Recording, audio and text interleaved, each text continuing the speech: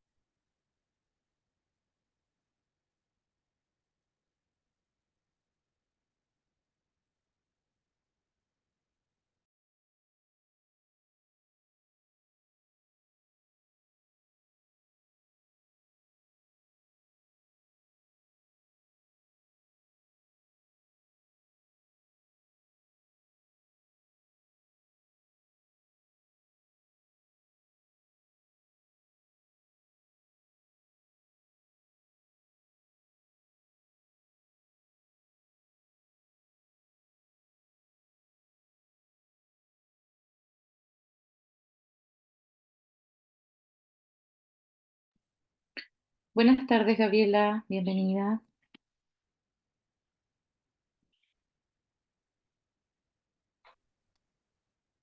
Buenas tardes, ¿cómo está? Muchas gracias. Bien, gracias. ¿Y usted cómo está? Bien, justo llegando a casa recién. ¿De la pega? Sí, bueno, yo tengo una hija, entonces igual tengo todas las actividades con ella y entre el colegio, entrenamiento, así que andaba entrenando básquetbol, a ver. Ah, ya, sí, Sí, suele pasar. sí, pero alcanzo a llegar justito. Qué bueno, me alegro. Sí, voy a acomodarme en el computador.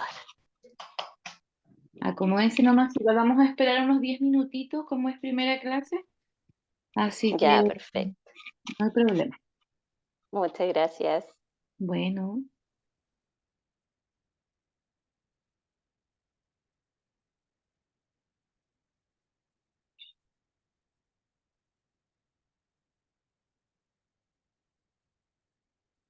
Brisa, bienvenida, buenas tardes.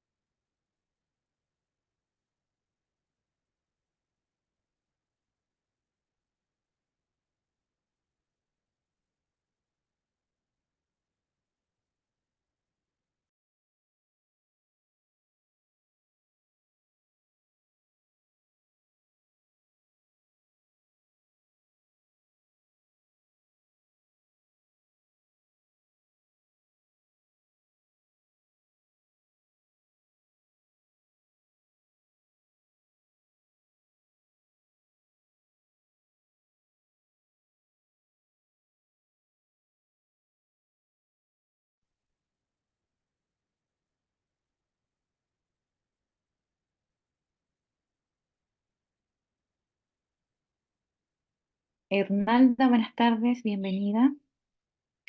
Vamos a empezar compartiendo la pantalla mientras se van sumando más compañeros. Vamos a esperar 10 minutitos y en 10 minutitos más vamos a empezar.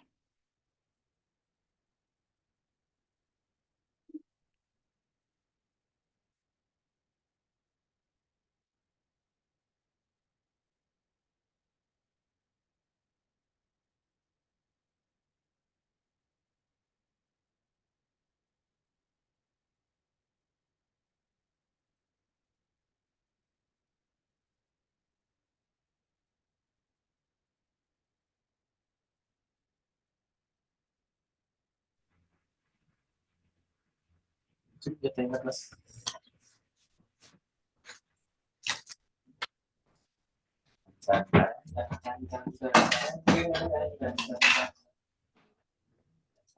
Marisol, buenas tardes, bienvenida. Ana, sí, bienvenida. Hernalda. Vamos a esperar 10 ¿Te minutitos gustan más. esas negras o las negras? Esas sí. ¿Dónde está el chat, por mí? Solo por mí.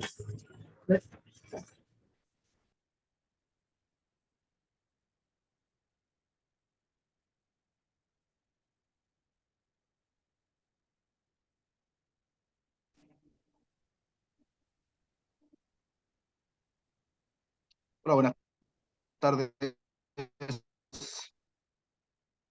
Rafael, creo que fue quien habló. Buenas tardes, ¿cómo está? Bien, señorita Catalina, ¿y usted? Bien, gracias. Aquí esperándolos. Vamos a esperar unos minutitos para partir. Ahí habla Marisol, buenas tardes.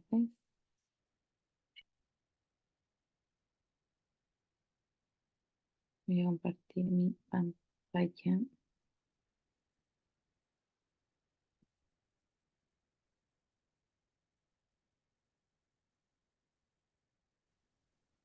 Si alguien pudiera compartirme si se ve bien la pantalla, se lo agradecería.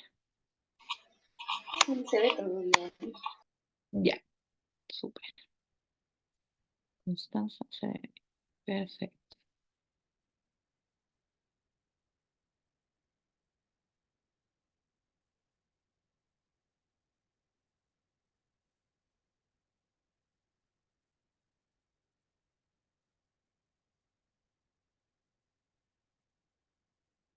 No sé si saludé a todos. Tengo a Antonia Pérez, Brisa Bastidas, Constanza Araneda, Fernanda Pérez, Gabriela Canahuate, Jocelyn Jara, Marisol Sandoval, Rafael Silva, Tracy Contreras, Yanitza Arteaga, Ana Cid, Hernalda Venegas y Gabriela Yáñez.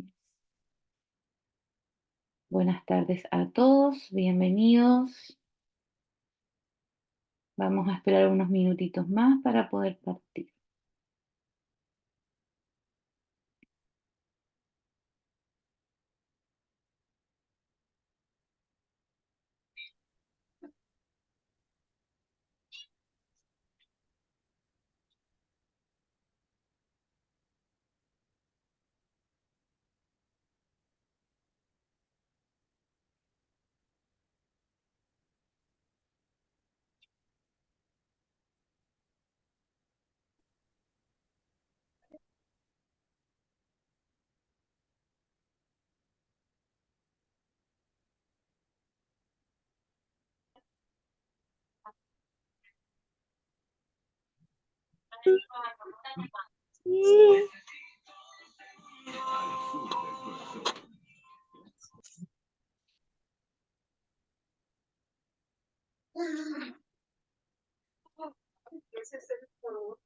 Gracias.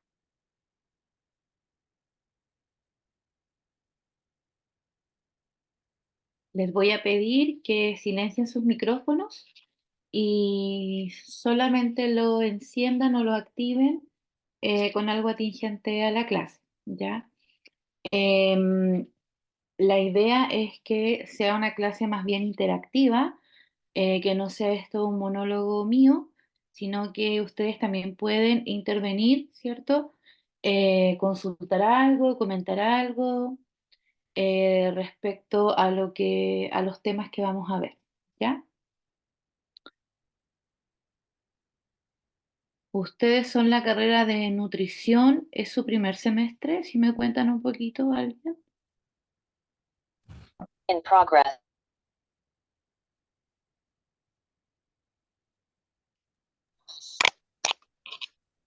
Sí, La carrera primer semestre. Bien, gracias, Stacy. Ya, de primero, perfecto.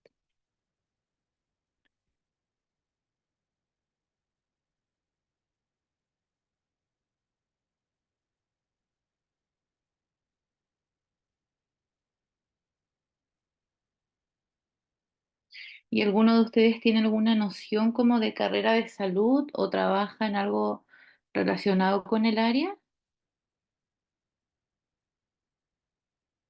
Sí, primer semestre. La Constanza.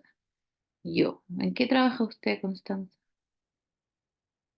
La Yanitza también. Radioterapia. Ah, mire qué bonito. Yo soy técnico paramédico. Técnico paramédico. Aquí Tracy también, Rafael también, son TENS. Perfecto. Yo nada, soy trabajadora social. Ah, mire.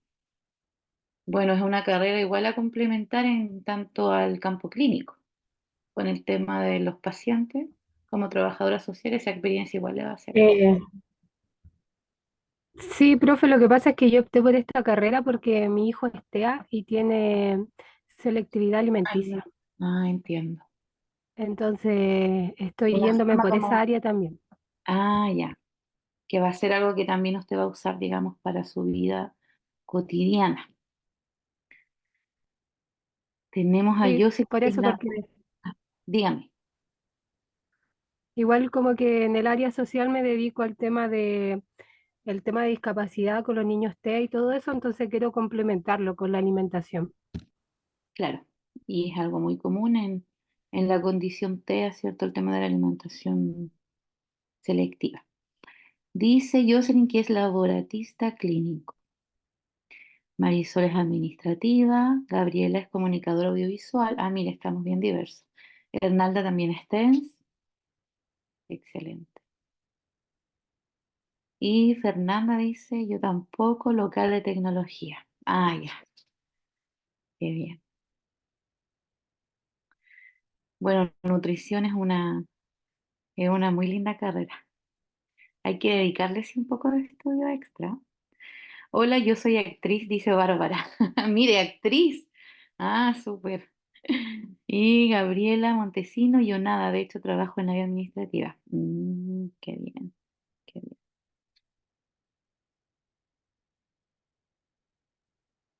Bueno, yo soy TENS, pero también soy kinesióloga y actualmente estoy cursando un magíster en salud pública, eh, y también tiene que ver con el tema de la condición TEA.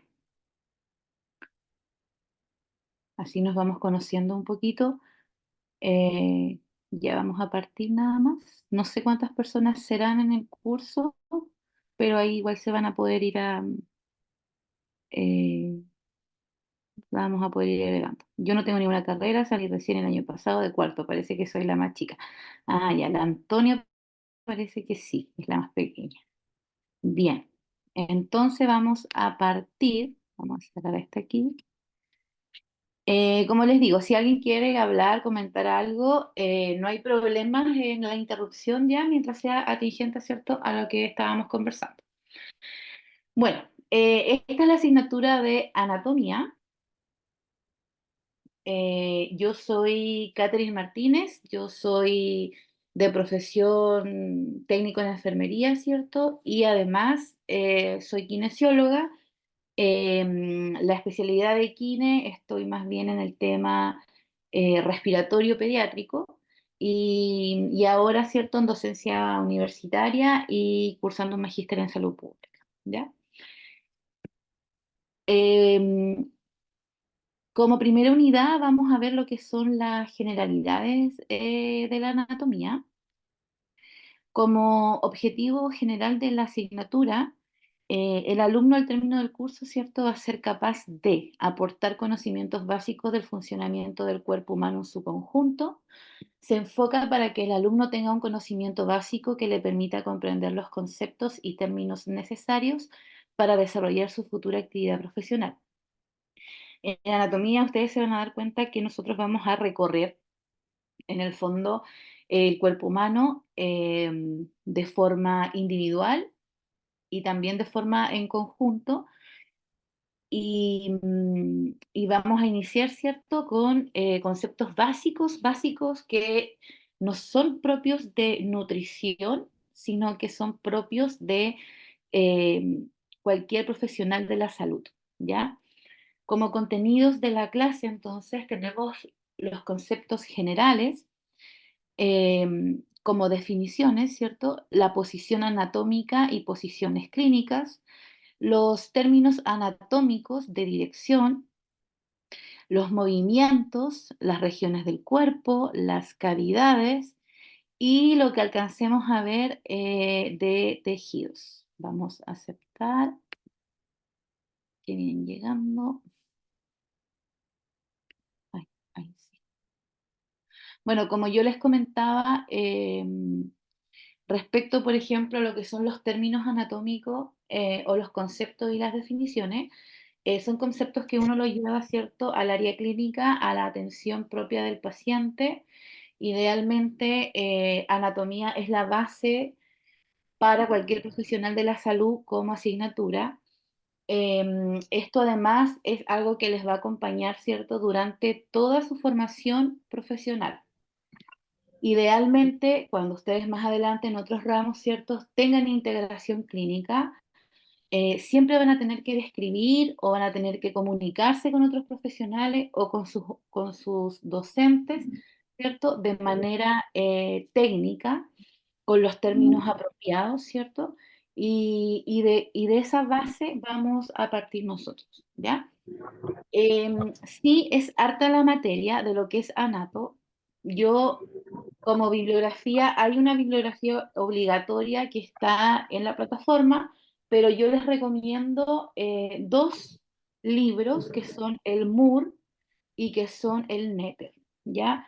Después nos podemos organizar cómo va a ser nuestro medio de comunicación, aunque evidentemente el medio de comunicación oficial es el correo o a través de plataforma, pero de todas maneras igual podemos hacer algún tipo de grupo o ustedes tener algún representante que se pueda comunicar conmigo y así yo les pueda entregar material extra, porque la idea, ¿cierto? No es echarle miedo, pero anatomía es una de las asignaturas donde existe un mayor filtro dentro de las carreras de salud, ¿ya? Entonces la idea es que les vaya bien, que comprendan, que entiendan, que vayamos trabajando a la par, cualquier duda, consulta, no hay problema, me pueden escribir al correo, ¿cierto? Y además les puedo brindar, ¿cierto? Algunos tipos de libros que realmente son los que se ocupan en el campo clínico y la terminología correspondiente, ¿ya? Entonces, bueno, vamos a Profe, partir, dígame. nosotros tenemos un grupo de WhatsApp que lo creamos durante las clases de nivelación y actualmente somos como 8, creo, si no me equivoco, o 10 por Ah, ahí. ya. Entonces no sé si les mando el link del grupo o dejo mi número y me pueden hablar y yo los puedo agregar al grupo, porque hay algunos de acá que no están. Entonces no sé cómo se les Ah, hace más fácil. Si es que quieren puedo dejar mi número, me hablan, o puedo mandar el enlace de invitación. yo creo que puedes dejar el enlace y así nos unimos todos. Vale, No ya, estar lo hago aquí. agregando como número por número. No sé si les parece a los demás igual. Vale, ya. Igual voy a dejar mi número en caso de abajo, porque Ya. durante la clase de nivelación el enlace no funcionaba. Entonces, en caso de que alguno no le funcione, me puede Ah, ya, ok. Nos también dejas tu número hacer. entonces y todos te atacamos. ¿Quién habló que no vi? Antonia, Ya, Antonia. Entonces nos dejas tu número y nosotros te agregamos y ahí podemos formar cierto grupo de ANAT. vale, lo dejo el tiro. Ya, gracias. Sí, opinan todos que sí. Ya, perfecto. Bueno, vamos a empezar entonces con la clase. A modo de generalidades, ¿cierto? Tenemos que definir lo que es la anatomía. La anatomía viene de un origen griego, esto es anatomé, que significa corte o disección. Se define como una rama de la biología humana que se dedica al estudio de la forma y estructura del cuerpo y las relaciones que existen entre las diferentes partes, ¿cierto?, que éstas componen. Gracias, Antonio. Yo les voy leyendo el chat también para que igual pueden escribir ahí, no hay problema. Entonces, nosotros tenemos diferentes formas de estudio de la cual podemos aplicar, ¿cierto? Dependiendo de la forma que más se nos haga fácil a cada uno, ¿ya? Tenemos a través de la anatomía descriptiva, la anatomía topográfica y la anatomía funcional. En la asignatura en sí nos enfocamos a lo que es la anatomía descriptiva y topográfica, ya que lo nuestro no es tanto ver la fisiología, que probablemente lo tengan en otro ramo, pero independiente de eso, también podemos ir conversando, ¿cierto? Eh, sobre las funciones específicas, porque vamos a ver también eh, cada aparato, ¿cierto? De forma individual. Entonces, dejando atrás como de lo que es la anatomía, vamos a pasar a otra definición y concepto súper importante que es la posición anatómica. La posición anatómica es una posición donde varios científicos hacen un tratado para que todos podamos hablar e imaginarnos la descripción de algo de la misma manera. Me explico. Por ejemplo, si hay alguien que trabaja en radioterapia, la posición anatómica es importante para ello, ya que ahí Antonia dejó el link, por si acaso. Ya, entonces nosotros tenemos que tener una posición, ¿cierto?, que sea general y entendida por todos. Y se hizo un tipo de convención donde se decidió, ¿cierto?, la descripción de esta posición anatómica que nosotros vamos a utilizar. Cuando entonces nos dicen posición anatómica, nosotros siempre vamos a pensar en una persona en bipedestación. ¿Qué significa bipedestación? Significa estar de pie, simplemente como es, una postura de pie y erguida. Esa es la primera característica. La segunda característica es que la mirada, ¿cierto?, de la persona siempre va a mirar al frente o hacia el horizonte, como se llama. Ustedes van a encontrar en algunos libros que eh, hay algunos conceptos de la descripción que son similares, pero sin embargo tienen el mismo significado.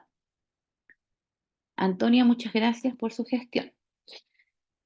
Además de la mirada al frente, ¿cierto?, o hacia el horizonte, tenemos los miembros extendidos y separados del tronco.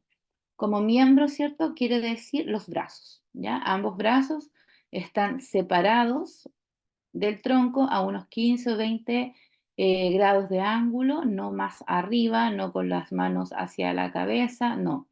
Solo levemente separado del tronco, y las palmas de las manos, ¿cierto?, siempre están hacia adelante, ¿ya?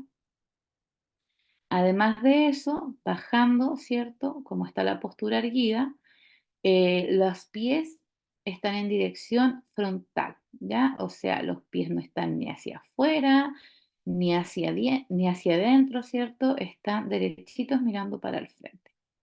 Esa es la posición anatómica y es la posición que todos los profesionales de la salud manejamos, ya que se aplica, ¿cierto?, en campos clínicos cuando se habla de alguna descripción X de algún paciente, ¿ya?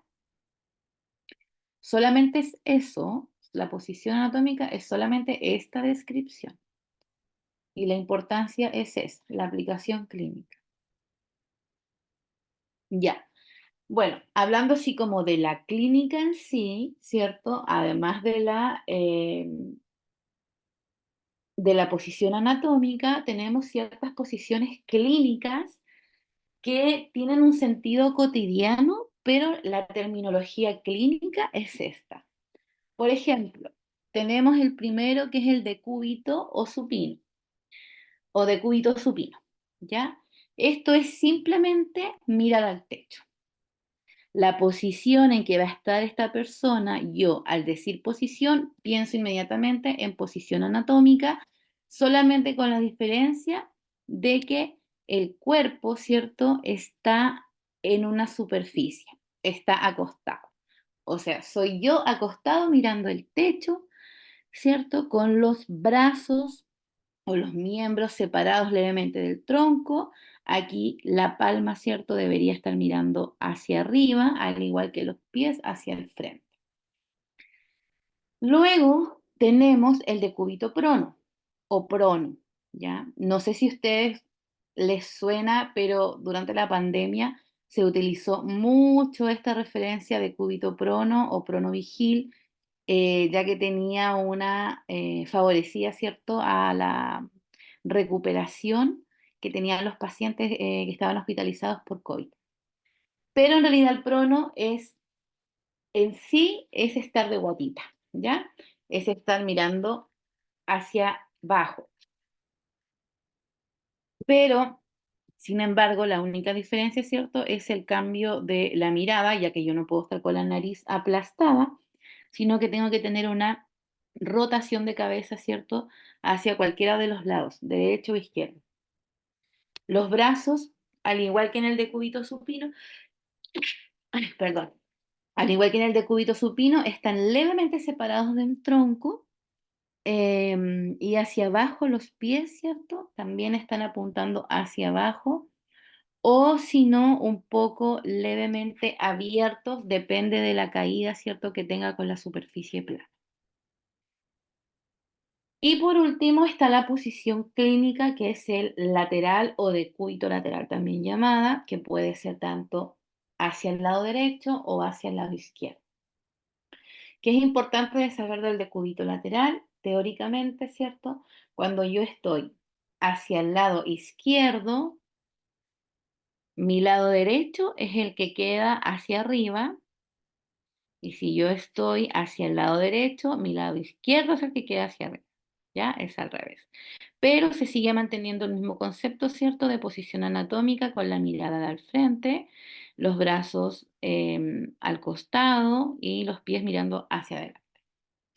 ¿Alguna duda, consulta sobre esto,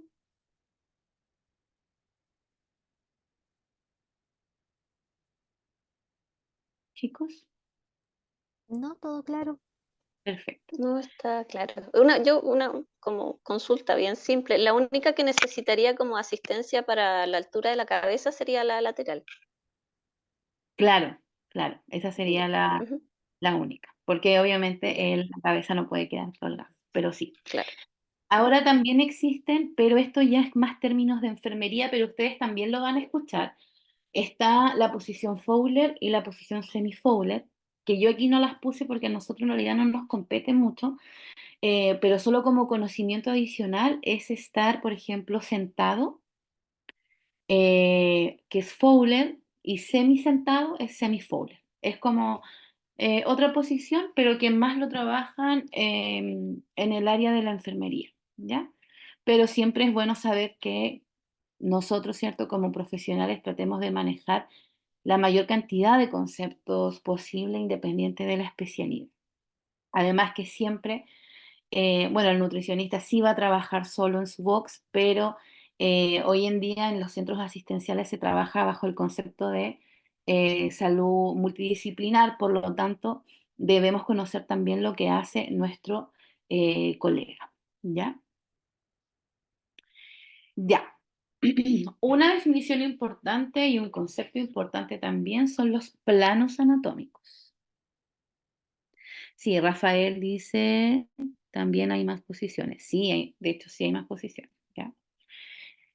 Bueno, los planos en anatomía humana son las referencias especiales que sirven para describir la disposición de los diferentes tejidos, órganos y sistemas y también la relación entre ellos. ¿Ya? Estos son cortes que nos van a ayudar, ¿cierto?, a tener referencias sobre lo que nosotros vamos a estudiar más adelante, sobre lo que es la anatomía.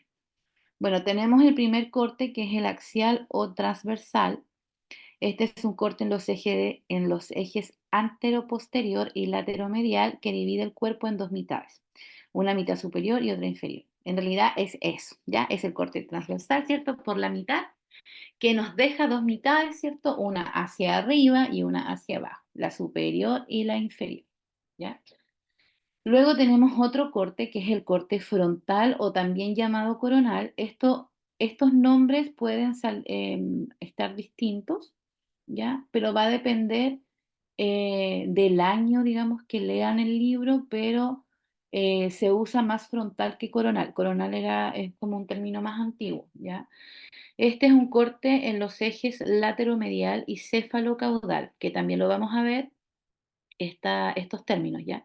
Que divide el cuerpo en dos mitades, una mitad anterior, ¿cierto? Hacia adelante y una mitad posterior, hacia atrás.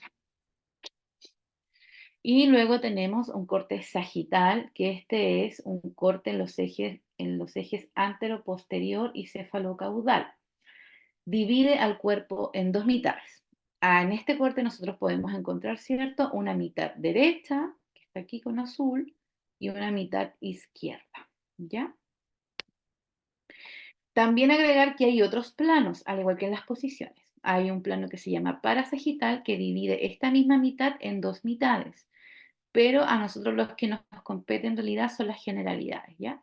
Igual van a poder encontrar que hay más, pero es más utilizado para otro tipo de profesional. Ya, acá por ejemplo, si la línea está aquí en medio, ¿qué plano sería este? Un frontal. Sagital. No, Sagital. Sagital. Sagital, ¿cierto? Porque hay un lado derecho y un lado izquierdo, independiente que el Señor esté mirándonos de frente o esté mirando del otro lado. Si el corte está en la línea media, va a ser un corte siempre, un plano siempre sagital. Sí, Rafael, correcto, sagital, ya. Bueno, como yo les decía, hay varios términos que nosotros debemos ir integrando en nuestro léxico, para nuestra comunicación profesional, ¿ya? Estos son los términos de orientación. Sirven para determinar la posición de las estructuras del cuerpo humano. Es necesario relacionarlas siempre con alguna estructura vecina, al colocar al individuo en posición anatómica. Estas se pueden clasificar en la siguiente. Tenemos anterior y posterior, ¿cierto? Anterior por frente, posterior por atrás. Superior e inferior, superior la cabeza, inferior los pies. Craneal y caudal, medial y lateral. Craneal también es hacia superior, pero va a depender, ¿cierto?, de la referencia estructural que estamos estudiando. Tenemos proximal y distal, superficial y profundo, externo e interno, ¿ya? Estos son los términos que nosotros vamos a utilizar cuando nos queramos referir a cualquier estructura del cuerpo humano, ¿ya? Lo vamos a ir viendo paso a paso para que no nos alarguemos, ¿ya? Con los ejemplos. Entonces, lo que le comentaba respecto al término superior, ¿cierto? Que está aquí arriba, es estructura que está arriba de otra. Ejemplo, mi cabeza está en un nivel superior a mi cuello, ¿cierto? Luego tenemos inferior, estructura que está debajo de otra. Ejemplo, mis dedos están debajo de mi codo. ¿Quién me podría decir un ejemplo de inferior?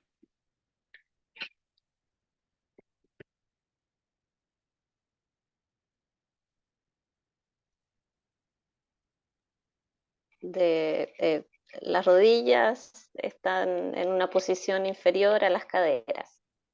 Correcto, muy bien.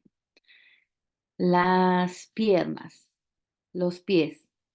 Ya, pero los pies, acuérdense que esto es en referencia a qué. Yo digo los pies, ya, pero son inferior a qué. ¿Están debajo de qué? De mi rodilla puede ser en ese caso. O del tobillo, ¿ya?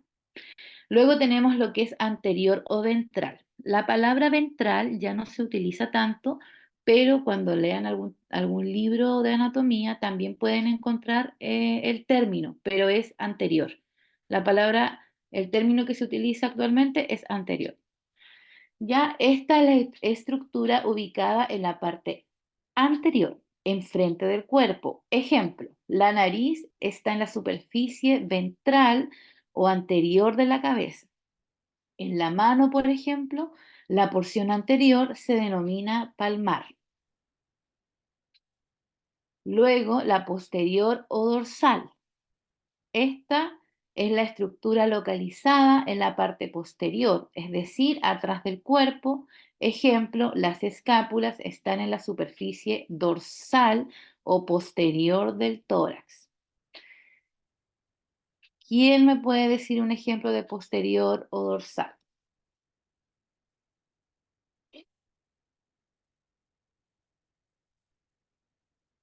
¿De qué otra estructura podemos hacer referencia para usar este término?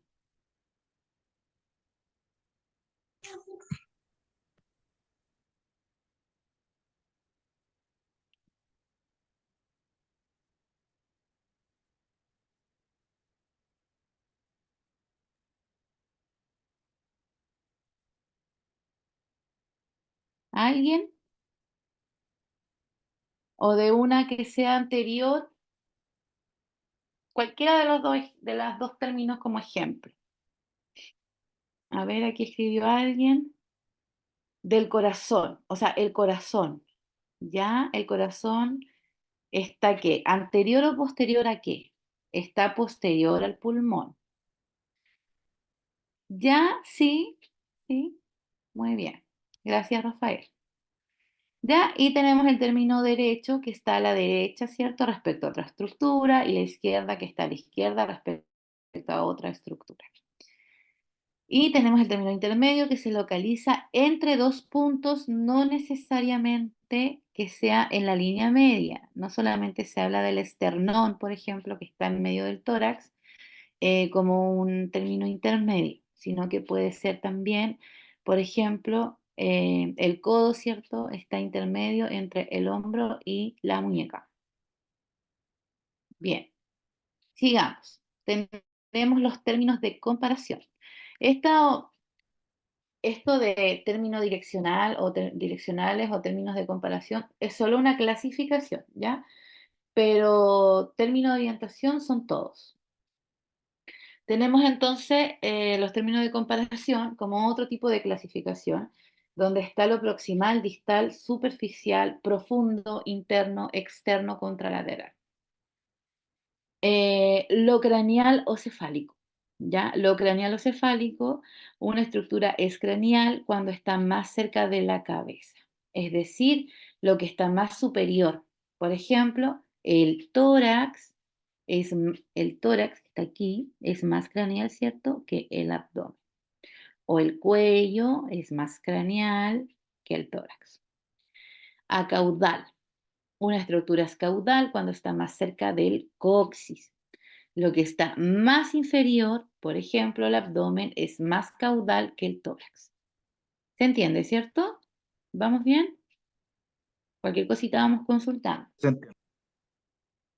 Tenemos entonces el término medial, lo que se aproxima a la línea media. Nosotros aquí tenemos que imaginar una línea imaginaria, ya que va desde la mitad de la cabeza, que va a la mitad de la nariz y, ¿cierto? Pasa por el esternón, por la mitad del ombligo y cae, ¿cierto?, hacia la base de sustentación de la persona que está en posición anatómica.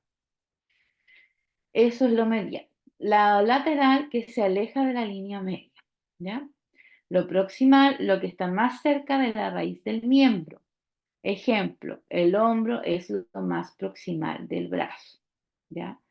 Y lo distal, por el contrario, es lo que está más lejos de la raíz del miembro.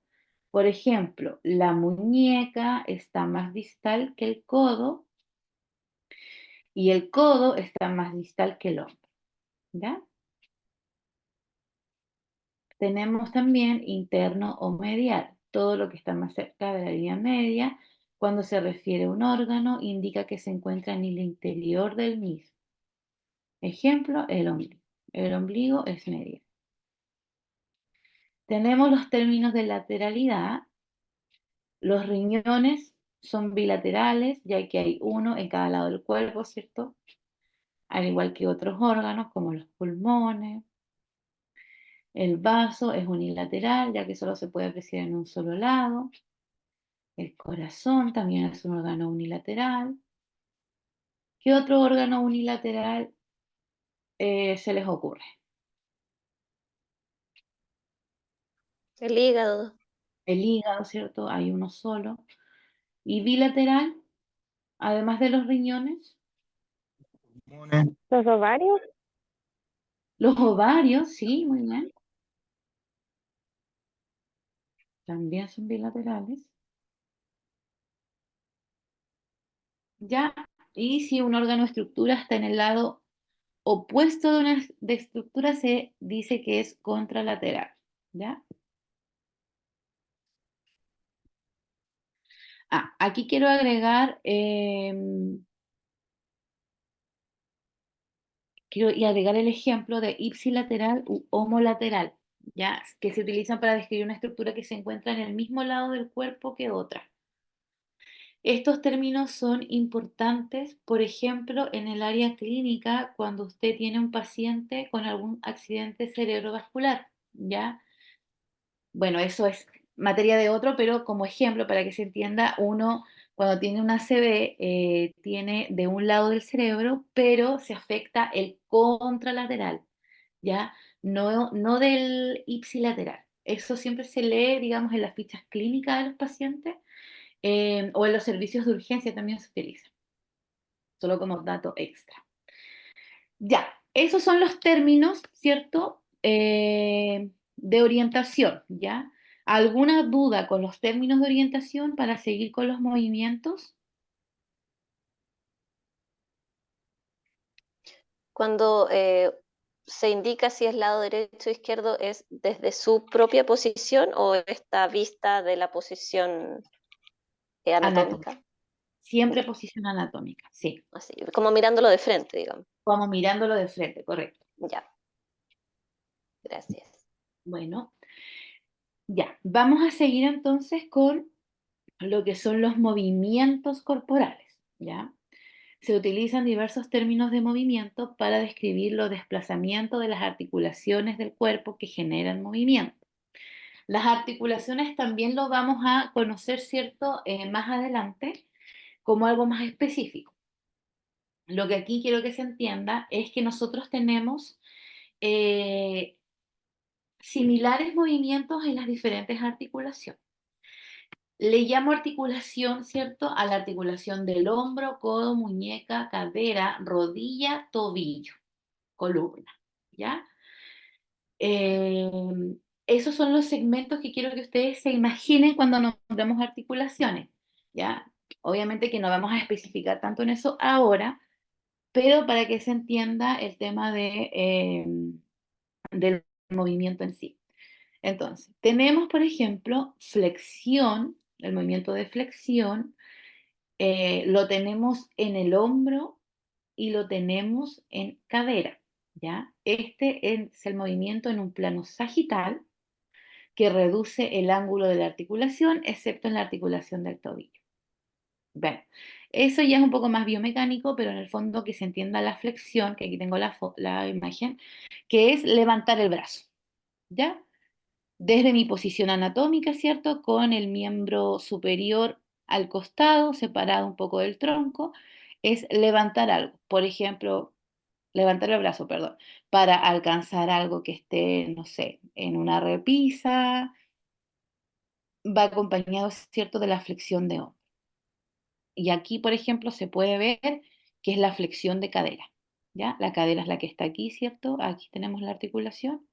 No miremos más hacia abajo, sino que solo el movimiento que parte, ¿cierto? Desde la posición anatómica y es levantarla, ¿ya?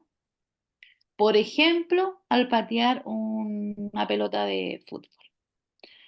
Ya, luego tenemos la extensión, que es otro movimiento que también podemos encontrar en el hombro, en el codo, en la muñeca, en la cadera y también en el tobillo, pero en el tobillo cambia un poquito de nombre, ya que aquí se le llama planti- plantiflexión, en lo que es tobillo, pero es el mismo movimiento.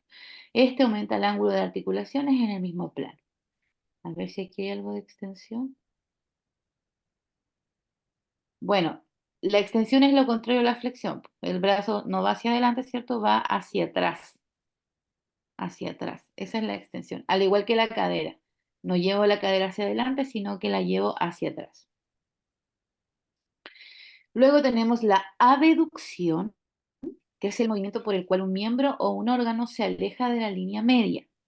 La abducción también la encontramos, ¿cierto?, en lo que es la articulación del hombro, como aquí se puede observar.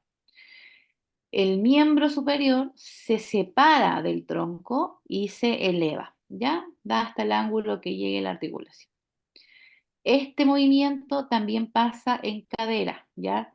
Es em, la pierna, ¿cierto? La llevamos hacia un costado hasta el ángulo que la articulación pueda dar. Luego tenemos la supinación, no, perdón, la aducción, que la aducción en realidad también se da para cadera y para hombro, es el movimiento de vuelta de la abducción, se vuelve el miembro hacia el costado del tronco. O en este caso, por ejemplo, de la cadera, que se va a abrir, ¿cierto? Se va a separar y el volver es la aducción de cadera, ¿ya? Importante ahí los términos que no se confundan. Luego tenemos la supinación y la pronación. Estos son movimientos propios de lo que es la articulación de la muñeca, ¿ya? Movimiento por el cual se orienta la palma ventralmente o anteriormente, ¿cierto? Como lo vimos. Y la pronación es el movimiento que orienta la palma de manera dorsal o posterior. Y es esta. Aquí tenemos, ¿cierto?, la pronación y la supinación.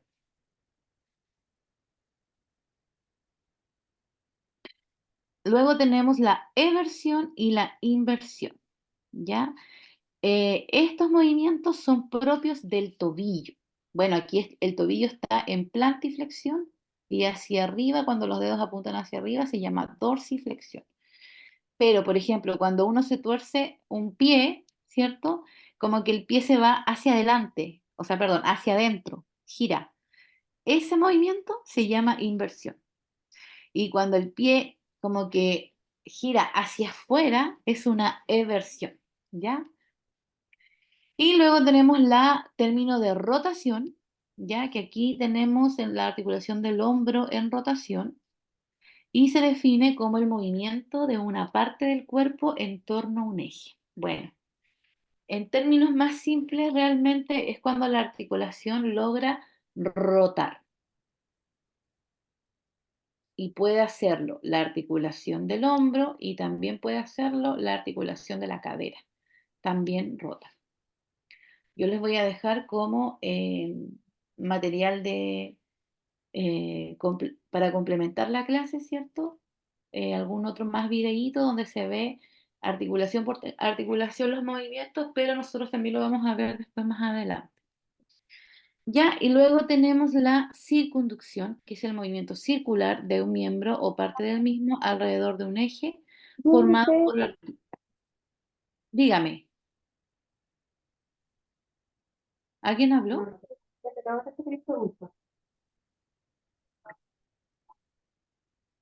¿Alguien quiere hablar? Ya. No, disculpe, disculpe. Ya no te preocupes. Ya, y luego tenemos la circunducción, que es el movimiento circular de un miembro o parte del mismo alrededor de un eje formado por la articulación sobre la que rota. Esto, imaginarlo, es difícil. Así que hay que ver videitos, ¿cierto? Porque la circunducción es la única articulación que la tiene, es la cadera. Perdón. Ya, son varios términos chiquillos, pero ustedes después se van a ir dando cuenta de que todos estos términos los vamos a ocupar de manera permanente. Entonces, solito usted lo va a ir integrando a a su glosario personal. Ya, acá tenemos otros movimientos, ya que son la oposición del pulgar, que es la primera manito que vemos acá, es cuando el pulgar, ¿cierto?, se acerca al dedo índice, el movimiento del pulgar para contactarse con los demás dedos de la misma mano. Así, este movimiento diferencia grandemente a la especie humana de las demás. Es por la funcionalidad, ¿cierto?, que tiene el pulgar dentro de la biomecánica de nuestro cuerpo. Tenemos la reposición, que describe el movimiento del pulgar desde la oposición hasta la posición anatómica. O sea, el regreso, ¿cierto?, de cuando viene el pulgar hacia otro el regreso es la reposición. Y la eversión y la inversión, que ya lo conversamos, ¿cierto? Que es propia del tobillo. Y siempre piensen en inversión cuando se tuerce, cuando el pie gira hacia adentro. Y la eversión cuando el tobillo o el pie gira hacia afuera. Y también tenemos la dorsiflexión o flexión dorsal, que era lo que yo les comentaba anteriormente, junto con la flexión plantar, que son propias de movimientos del tobillo, ¿ya? La flexión plantar tienen que pensar que es cuando uno está en puntitas, como aquí, ahí. Y hacia arriba, dorsiflexión, hacia abajo, plantiflexión.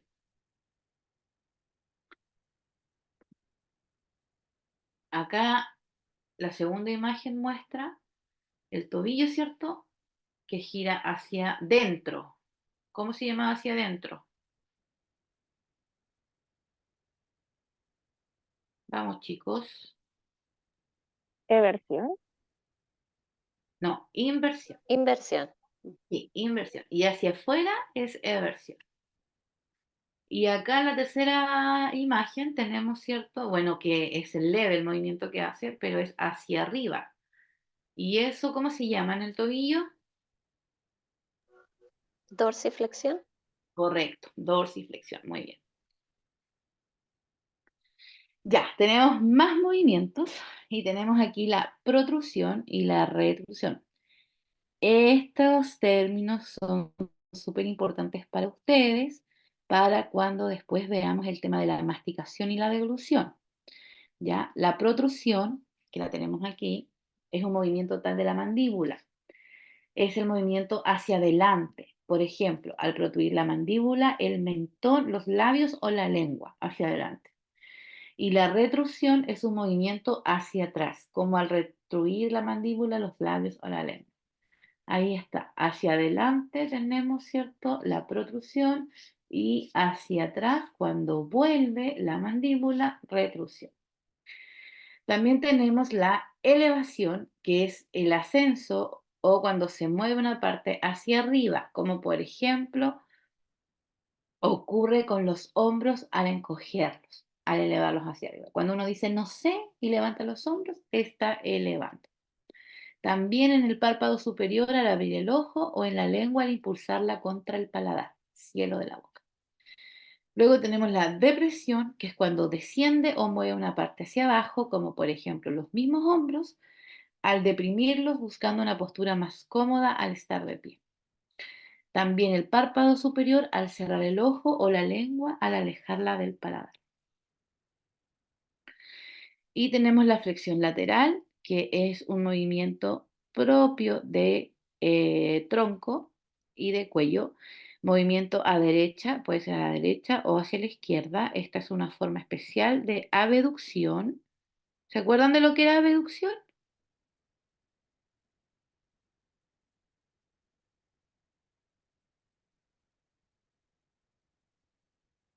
¿Quién se acuerda?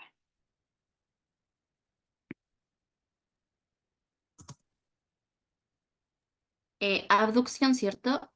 ¿Sí? Es cuando el miembro se aleja de la línea media del cuerpo. Correcto, la abducción.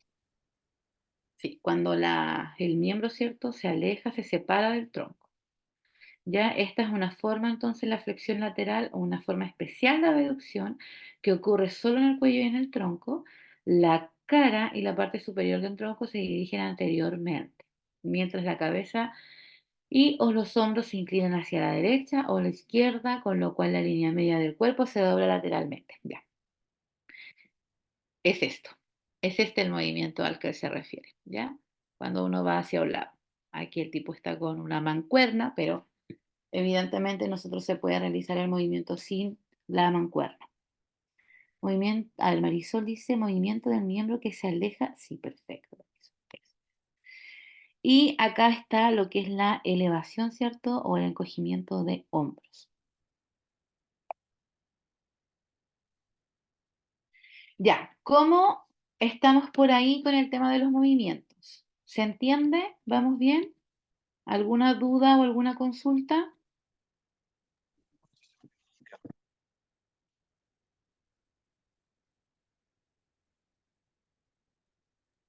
está todo claro. Hay que aprendérselos nomás.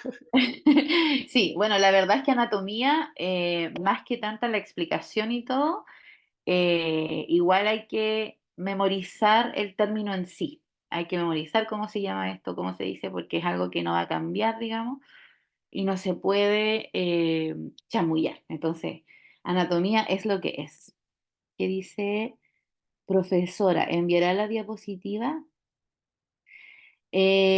Aniela, no, Ángela, Ángela. Sí, las diapos las subo en la misma plataforma y también la grabación de la clase, ¿ya? Yo hablo harto entre medio y también lo que hablo entra en los certámenes, ¿ya?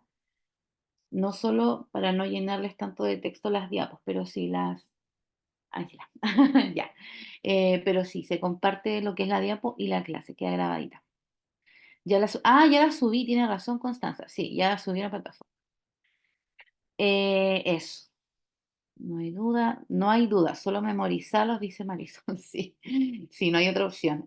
Anatomía es una asignatura demandante de tiempo, entonces tienen que organizarse ustedes para intentar estudiar anato, porque yo creo que es su ramo más fuerte que tienen en el primer semestre. Así que vamos que se puede, ¿ya? Bueno, ya tenemos, ¿cierto? Los términos de dirección, tenemos los movimientos del cuerpo y ahora nos vamos a la descripción, ¿cierto?, de las regiones del cuerpo. Tenemos aquí, esta es una imagen que está en el libro Moore, que sale mucho más detallada la descripción, ¿ya? Pero en general tenemos las principales partes que son la cabeza, el cuello, el tórax, miembro superior, el abdomen, la pelvis y el miembro inferior. Ya, por ejemplo, de aquí en adelante, chiquillos, por ejemplo, ustedes van a decir, eh, no sé, me duele la pierna, ¿ya? Eso ya no lo van a decir. Ustedes van a decir, no, me duele el miembro inferior, ¿ya? Para que vayan acoplándose a los términos anatómicos. Ahora, lo que es la palabra miembro también ha tenido un cambio y la pueden encontrar también como extremidad. También se habla de extremidad inferior y de extremidad superior, ¿ya? O miembro, pero es lo mismo. Entonces tenemos que la cabeza la convocan, ¿cierto? Lo que es el cráneo y la cara. Cuando hablamos de cuello, tenemos la región anterior, tenemos el músculo esternocleidomastoideus de ambos lados y laterales, posterior y la parte posterior tenemos aquí hasta la nuca. Luego tenemos tenemos el tronco, que tenemos la región dorsal, ¿se acuerdan? Que dorsal es posterior. Tenemos la espalda. Y por anterior tenemos el pectoral, la zona abdominal y perianal. Los miembros superiores también se van a dividir. Esto lo vamos a ver igual más detallado, ¿ya? Acuérdense que son generalidades. Los miembros superiores, entonces, se van a dividir en la región deltoidea, que es esta, que ya la vamos a marcar, el codo, el brazo, el antebrazo, la mano por dorsal, ¿cierto? O por posterior, y por anterior, o palmar, o ventral, ¿ya? Y tenemos los miembros inferiores que también se van a dividir como por posterior la región glútea, por anterior el muslo, la rodilla, la pierna y el pie, ¿ya? Que el pie también lo dividimos en la parte dorsal, ¿cierto? Que es la parte que está arriba, por anterior y plantar, por posterior, ¿vale? Esas son las regiones del cuerpo. Además de las regiones, que estas son regiones superficiales, pero también tenemos cavidades anatómicas que son regiones em, profundas, ¿ya? En el organismo hay varias cavidades o espacios, las cuales dan forma al cuerpo y protección a sus órganos. Estas cavidades son, tenemos la cavidad craneal, ¿cierto? La cavidad torácica, el conducto vertebral, la cavidad abdominal y la cavidad pélvica, ¿ya? Cada uno de ellos los vamos a describir. La cavidad craneal contiene el encéfalo, ya que es el cerebro, ¿cierto? Todo. Dentro del cráneo se encuentran las cavidades oculares, donde se encuentran los ojos. Tenemos la cavidad nasal y la cavidad oral. Luego tenemos la cavidad torácica, que es un espacio limitado por la pared costal, el esternón y el diafragma. En ella se hallan los pulmones, el corazón, los grandes vasos y el esófago, que es esta, ¿cierto? Aquí está la cavidad torácica. Luego tenemos el conducto vertebral. Comprende la columna vertebral formada por un conjunto de huesos, que son las vértebras, apilados unos sobre otros. Cada vértebra tiene un orificio en el centro, el cual crea una abertura en la columna vertebral llamada conducto vertebral o raquídeo, ¿ya? Que es por donde pasan en realidad los nervios. Aloja esta la médula espinal, importantísimo elemento del sistema nervioso central. Eso también lo vamos a ver todo en específico más adelante. Y tenemos también la cavidad abdominal, que es el espacio corporal que ocupa la región del abdomen, ubicada entre el diafragma y la abertura de la pelvis. Es la cavidad más grande del cuerpo humano y contiene los principales órganos del aparato digestivo y urinario. El diafragma, que no se ve aquí, está en esta zona, ¿ya? Que es el músculo de la respiración, que lo vamos a conocer más adelante, ¿ya? Y desde ese órgano hacia inferior encontramos la cavidad abdominal. El abdomen puede ser dividido topográficamente de forma externa en 4 cuadrantes o 9 regiones. Todo va a depender de la clasificación, utilizando líneas trazadas imaginariamente, verticales y horizontales. Es muy útil conocerlos, ya que en cada uno de ellos se proyectan los órganos que podemos estudiar. Por ejemplo, acá. El abdomen, ya, entonces aquí lo tenemos los 4 cuadrantes. Tenemos el cuadrante superior, el cuadrante superior derecho, el cuadrante superior izquierdo, el cuadrante inferior derecho y el cuadrante inferior izquierdo, ¿ya? Teniendo los cuadrantes aquí, vamos a conocer los que son las 9 regiones, ¿ya? Estos son los órganos, ¿cierto?, que se proyectan en cada una de las 9 regiones del abdomen. Tenemos el hipocondrio derecho, que lo tenemos aquí. En esta región se localizan el lóbulo derecho del hígado, la vesícula biliar, el polo superior del riñón, que aquí lo alcanza levemente, la porción hepática del colon, que aquí lo alcanza levemente, y la glándula suprarrenal, ¿cierto?, que está sobre el riñón. Aquí es típico que el dolor, por ejemplo, de un cálculo biliar, que a uno le duele como en la costilla, ese es el hipocondrio derecho. Entonces te va a decir, no me duele la guata, me duele el hipocondrio derecho, ¿ya? Luego tenemos en el centro la región epigástrica o epigastrio.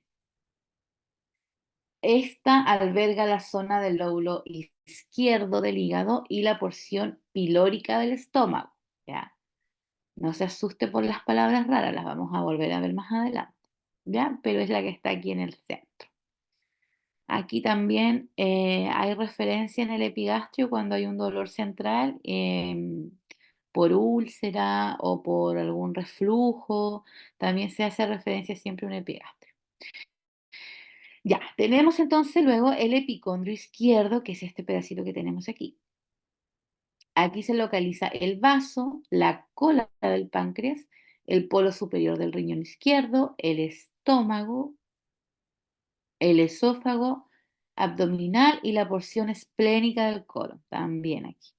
Lo tenemos aquí. Luego tenemos la región del flanco derecho, que es la que tenemos aquí. Región lumbar o lateral derecha, ¿ya? Se puede llamar de esas tres maneras, pero la más común es flanco. Esta es la región del colon ascendente, del que sube, parte del duodeno y del yeyuno, que son propios del sistema digestivo, ¿ya?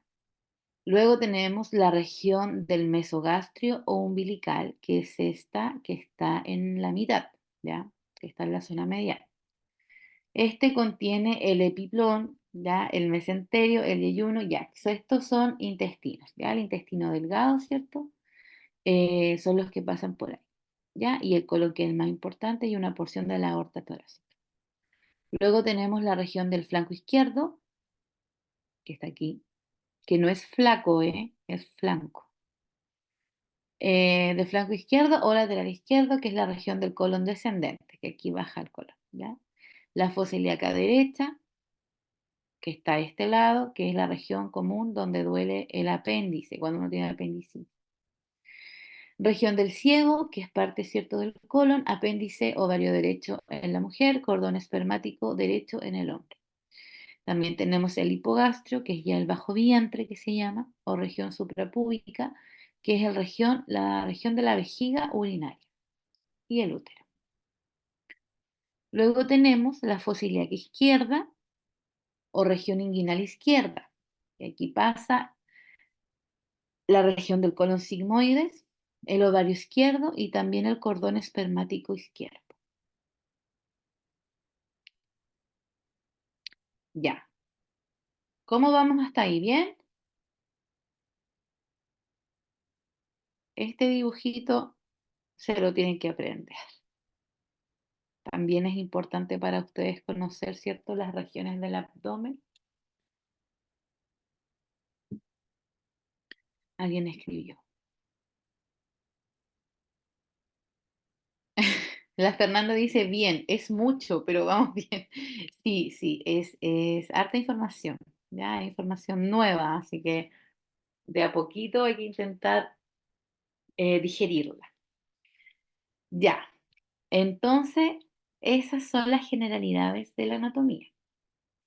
Lo más importante, bueno, en realidad es todo, son los términos, los conceptos, memorizarlos, estudiarlos y los movimientos, entenderlos, ¿ya? Ojalá ver videos, tratar de leer algún material complementario para que puedan, a través de alguna otra descripción, ir entendiendo más o menos, ¿ya? Estos términos nos van a perseguir de aquí hasta lo que termine la carrera, ¿ya? Hasta que usted haga su internado, sus prácticas.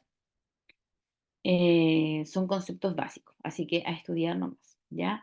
Ahora vamos a ver los tejidos, ¿ya? El cual, sí, también es harta materia, harto por leer. Vamos a intentar hacerlo lo más amistoso posible, ¿ya?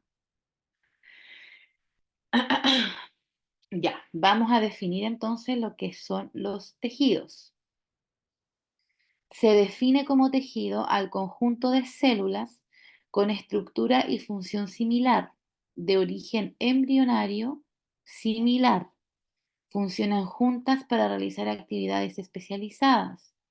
La histología del de origen griego también, ¿cierto? Significa histos es igual a tejido y logía, que es el estudio, ¿cierto? De tejidos.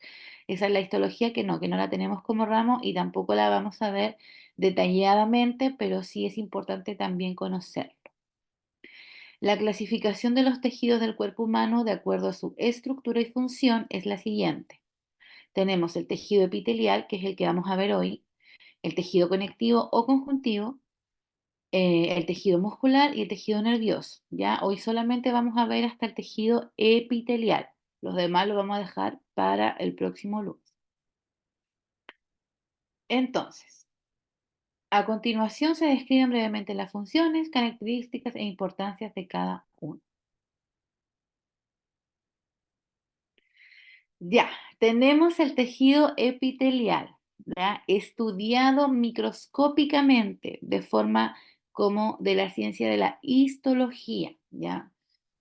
Solo podemos observarlo a través del microscopio más detalladamente. Entonces, el tejido epitelial tiene como función principal recubrir las superficies, tubos y cavidades del cuerpo humano, cualquiera sea. La superficie de los epitelios forman una capa continua que se dispone en uno o varios estratos celulares. Estratos es como capa, ¿ya? Van por capa. Piensen en un tejido epitelial, la piel, ¿ya? Vayan pensando en la piel. La piel, la primera capa, segunda capa, tercera capa. Tenemos entonces que las células se encuentran muy próximas entre sí, juntitas, ¿cierto? Separadas por una sustancia extracelular muy escasa y se conectan unas a otras a nivel de las superficies laterales por las uniones intercelulares que les proporcionan cohesión e intervienen en el intercambio de metabolitos y de información. Cada tejido epitelial tiene su forma de intercambio de metabolitos, pero en eso nosotros no vamos a ahondar. Ya, lo importante es saber, ¿cierto?, la función que cumple este tejido epitelial y que está compuesto por células que se encuentran muy juntitas entre sí, que sí entre medio de las células hay sustancias extracelulares que ayudan, ¿cierto?, a que éstas mantengan una cohesión, es decir, que se mantengan unidas y van a intervenir, ¿cierto?, en diferentes funciones de nuestro organismo, ¿ya? En los tejidos epiteliales, las células están estrechamente unidas entre sí, formando láminas continuas, ¿ya? Que son como capitas. Están apoyadas sobre una estructura denominada membrana basal que los separa del tejido conectivo subyacente, el cual aporta nutrición, ya que los epitelios no tienen vasos sanguíneos. El término correcto es avascular. Ya cuando se habla de algún tejido que sea avascular, significa, ¿cierto?, que no tiene irrigación sanguínea, no tiene vasos sanguíneos. Estos sí se van a nutrir de una manera, que es a través de un mecanismo de difusión a partir de los capilares de dicho tejido conectivo, que siempre está debajo de cualquier epitelio. Ejemplo, para que vayan entendiendo. Un pedazo de carne de vacuno, está la carne, ¿cierto? La carne en sí, y encima tiene una telita. Esa telita que uno se la saca, pero no la que está dura, sino que la telita que es más delgadita, esa es la que se tienen que imaginar como si fuera un tejido epitelial porque está recubriendo la superficie. En ese caso, de la carne que es músculo, ¿cierto? ¿Se entendió?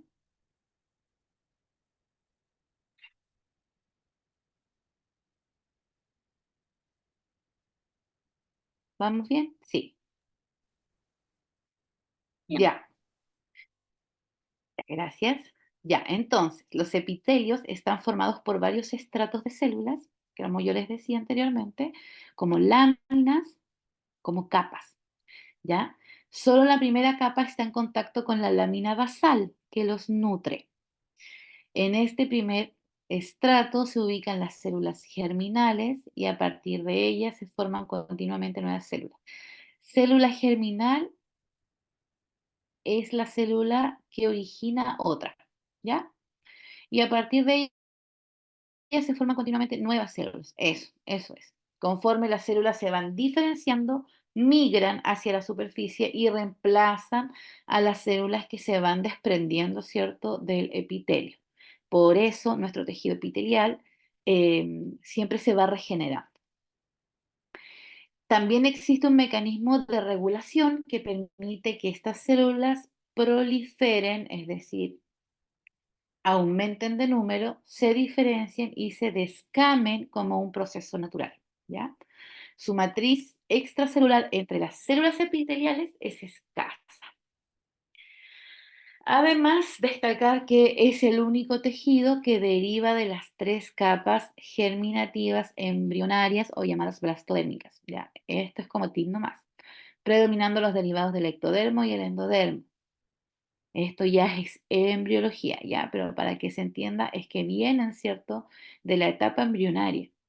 Y tenemos como ejemplo la epidermis, que es el epitelio de la piel, la capa más externa de la piel, que viene del ectodermo, el epitelio del intestino delgado, que es el endodermo, y el mesotelio, que es el epitelio de las células, mesodermo. Eso ya. Tenemos también entonces las características de los epitelios. Las células del epitelio pueden ser planas, cilíndricas, cúbicas, poliédricas, prismáticas y con extraposición. Ya, estas son las formas que pueden tener, ¿cierto? Este tipo de células del epitelio. Ya, no todas, obviamente, las células son iguales, todo va a depender de su germinación, ¿cierto? Y de su función. Obviamente que esto, la forma que tienen las células, se va a ver solamente a nivel microscópico, ¿ya?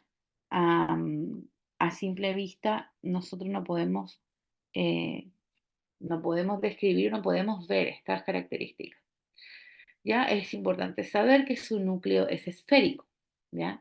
Tiene una capa fina denominada glucocáliz y tiene una membrana basal o lámina propia. Los tejidos epiteliales están presentes en las cavidades internas, como las superficies libres o externas del cuerpo. La presencia de uniones especializadas entre sus células permite a los epitelios formar barreras para el movimiento de agua, los solutos o las mismas células, desde un compartimento corporal a otro. Para desempeñar sus funciones, los epitelios poseen diferentes adaptaciones estructurales, como son los cilios, las microvellosidades, los plegamientos basales, etc.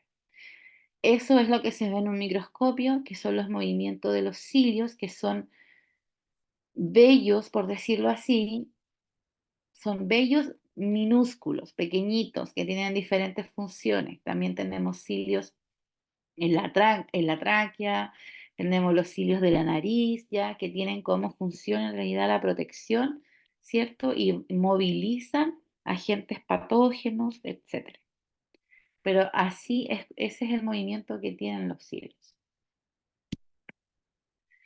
Ya, las principales funciones de los epitelios son los siguientes. Primero es la protección. Sirven como una barrera protectora, específicamente la epidermis, capa más superficial de la piel, que contiene queratina, lo que la hace más resistente, ¿ya?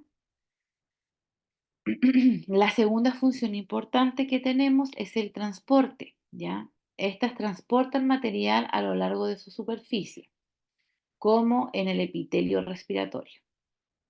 Este mecanismo lo realizan gracias a la presencia de los cilios.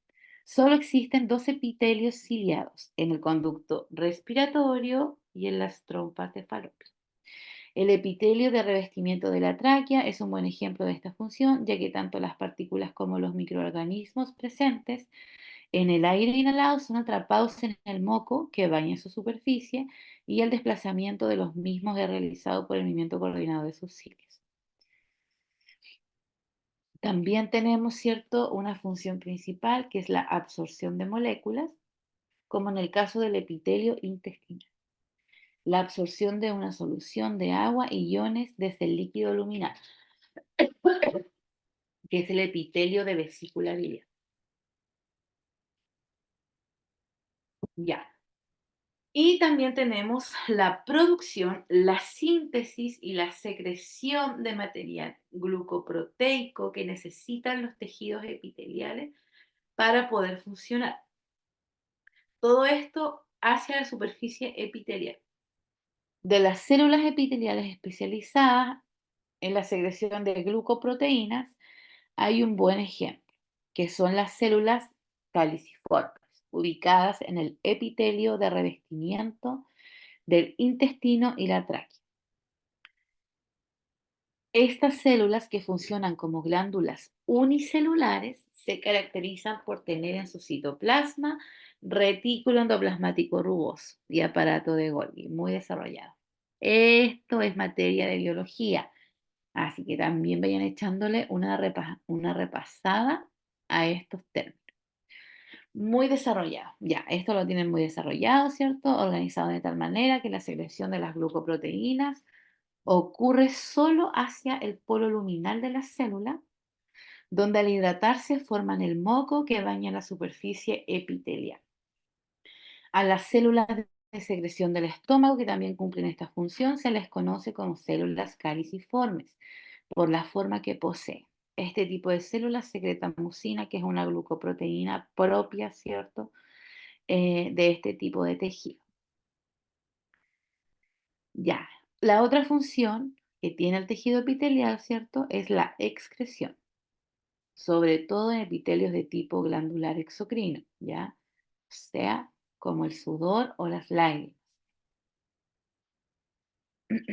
Luego tenemos la recepción de estímulos nerviosos, que permite a través de un epitelio especializado captar y procesar señales provenientes del ambiente que lo rodea, y los epitelios sensoriales tienen mecanismos de traducción de señales que permiten convertir los estímulos físicos que se puedan tener o químicos provenientes del exterior en mensajes para el organismo, ¿cierto? Ejemplo, los epitelios sensoriales de los órganos de los sentidos, ¿ya? Cada sentido tiene su epitelio sensorial que trabaja, o sea, lleva, traslada diferentes mensajes, diferentes estímulos, pero lo hace, ¿cierto?, a través de un epitelio especializado para su sentido, ¿ya? Ya, tenemos entonces también, ya, vamos a hacer el resumen. Tenemos las características del epitelio, estamos bien, ¿ya? Y estas 6 eran las funciones principales de los epitelios.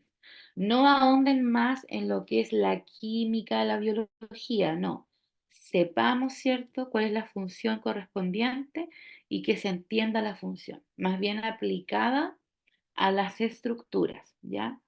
Aquí, más que aprendérselo de memoria, es comprender la función y tratar de aplicarlo o buscar algún ejemplo, ¿ya?, para el estudio, para que el estudio sea un poco más fácil. Ya, este ya lo vimos y este aquí está con el ejemplo. Y nos vamos a ir entonces a lo que es la clasificación de los epitelios. Los epitelios se clasifican de acuerdo a su morfología, es decir, su forma, y a su fisiología, es decir, a la función que cumple. De acuerdo a la forma, se van a clasificar de acuerdo a dos criterios. De acuerdo al número de capas que posee. Ese es el primer criterio de clasificación. Tenemos el epitelio simple, que está constituido solo por una capa de células. Tenemos el epitelio estratificado, que posee dos o más capas celulares y recibe su nombre debido a la forma de las células en su última capa. Lo vamos a averiguar más adelante con imagen. Epitelios pseudoestratificados, que son aquellos que parecen estratificados, sin embargo, son una sola capa de célula de diferentes tamaños. Y como los núcleos se encuentran en distintos niveles, por eso es que parece tener varias capas. Y también tenemos la otra clasificación, que es de acuerdo con la forma de la última capa de las células, ¿ya? Esta es la clasificación que más se va a utilizar. Tenemos el epitelio plano, el epitelio cúbico y el epitelio cilíndrico. De esta manera, ¿cierto?, podemos tener combinaciones y conjuntamos los dos conceptos. Tenemos el epitelio plano simple. Las células son planas, son más anchas que altas, en una sola capa como escama. De ahí que también se les conozca como epitelio escamoso. Así también lo van a poder encontrar. Como ejemplo, tenemos el epitelio que reviste a las asas de Henle en la médula renal. Las asas de Henle igual lo vamos a revisar más adelante. El endotelio, ¿cierto?, de los vasos sanguíneos y el mesotelio del peritoneo, ¿ya? Lo importante es saber que este epitelio es plano, ¿ya?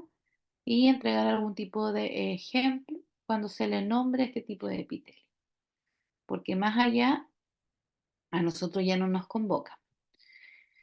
Y también tenemos entonces como combinación el epitelio plano estratificado, ¿ya?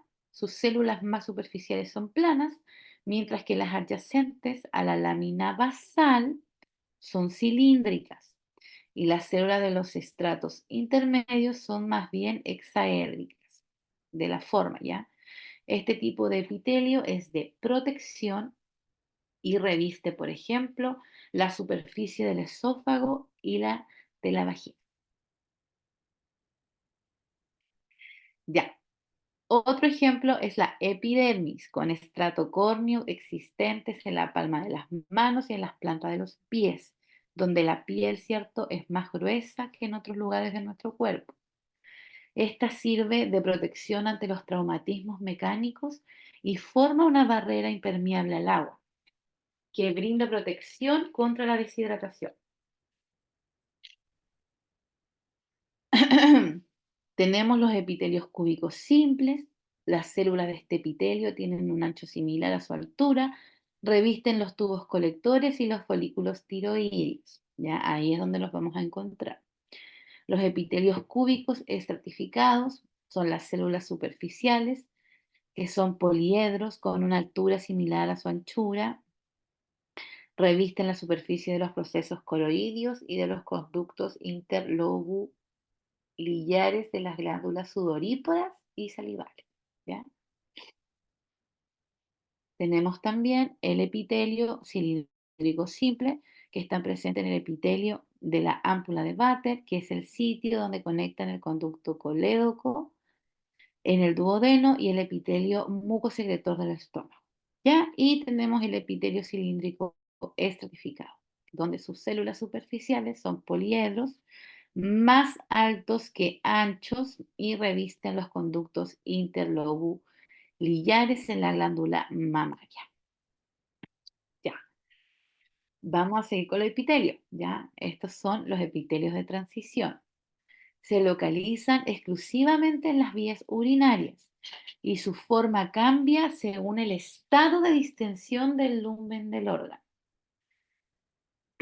Aparecen estratificados y planos cuando la lámina epitelial está relajada y cúbicos estratificados cuando el epitelio está distendido. Sin embargo, corresponden a un tipo especial de epitelio pseudoestratificado que puede modificar la forma de sus células. Tenemos entonces también epitelio pseudoestratificado que parecen estar formados por dos o más capas de células. Sin embargo, si bien todas sus células están en contacto con la lámina basal, solo algunas células llegan hasta el borde luminal. Algunas quedan, cierto, como atrapaditas entre medio de las otras células. Por ello presentan dos o más filas de núcleos, ubicados a alturas sucesivas en la lámina epitelial. Se les encuentra revistiendo el lumen de la tráquea o de conductos como el epididimo.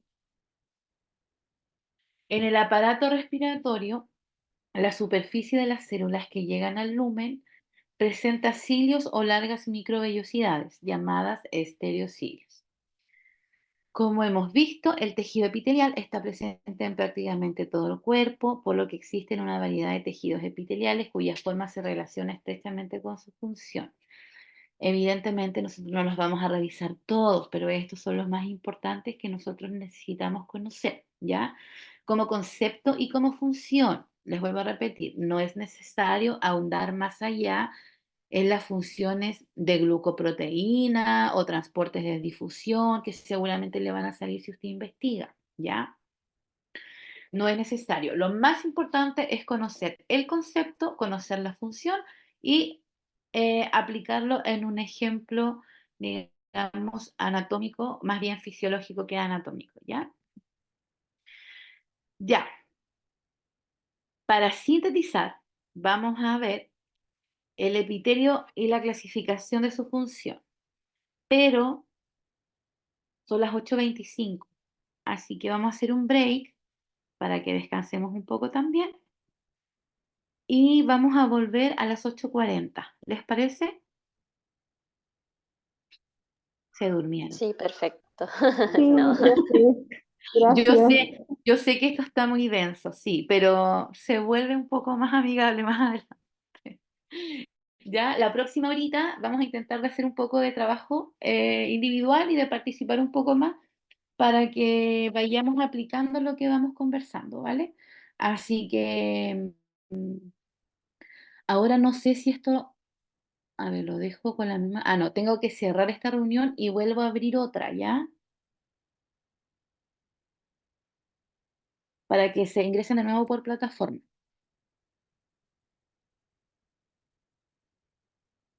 Así que vayan saliendo nomás de la reunión y nos vemos a la vuelta, ¿vale?